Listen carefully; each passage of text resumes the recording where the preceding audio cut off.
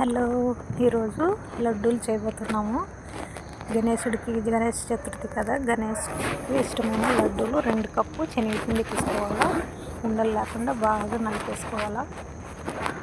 కొంచెం నీళ్లు పోసుకొని ఉండలు లేకుండా బాగా కలుపుకోవాలా. బాగా కలిపేసుకొని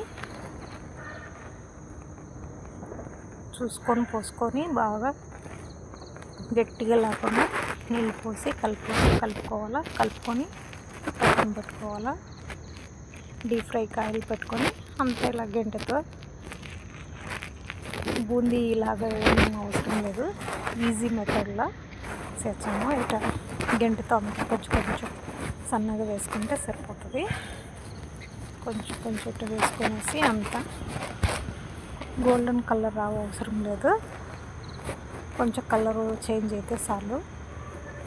లడ్డు కాబట్టి కొంచెం మెత్తగానే ఉండాలా. అలాగని పచ్చివాసన రాకూడదు. అన్నీ ఇలాగే వేసేసుకొని కొంచెం కలర్ చేంజ్ అయిన తర్వాత తీసి పక్కన వేసి పెట్టుకోవాలా. అన్నీ ఇలాగే వేయించి పక్కన పెట్టేసుకొని కొంచెం హీటు తక్కువైన తర్వాత మిక్సీ చేసి ఇలా అంతా పొడిగా చేసుకోవాలా. అంతా మేము మోతీచూర్ లడ్డు లాగానే నేను కలర్ వేయను, న్యాచురల్గా చేసేది.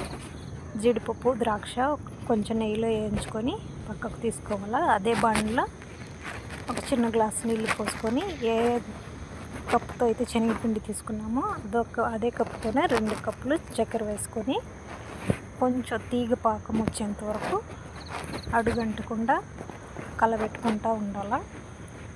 ఎక్కువ జ్యూసీగా రావాలంటే ఇంకా కొంచెం నీళ్ళు పోసుకోవచ్చు, లేదంటే కొంచెం ఇలా ఉంటే సరిపోతుంది. తీగ పాకం వచ్చే చాలు. ఇప్పుడు మిక్సీ పట్టుకునిందంతా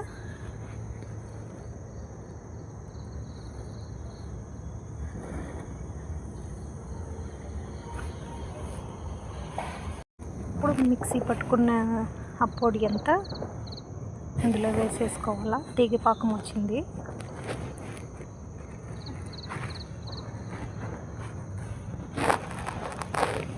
కొంచెం ఇలాచి పౌడరు ఇందులోనే వేసుకుంటే బాగా మిక్స్ అయిపోతుంది. కలర్ వేసుకోవాలంటే ఇందులోనే పాకంలోనే వేసుకుంటే బాగా కలర్ అవుతుంది.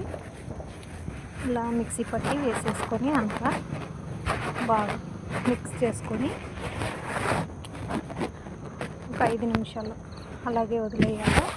వేయించుకున్న జీడిపప్పులు కొంచెం వేసుకొని బాగా కలిపి పక్కన పెట్టేసి ఒక 5 నిమిషాల తర్వాత ఇలా ఉండలు చేసుకుంటే లడ్డూలు రెడీ అయిపోయాయి.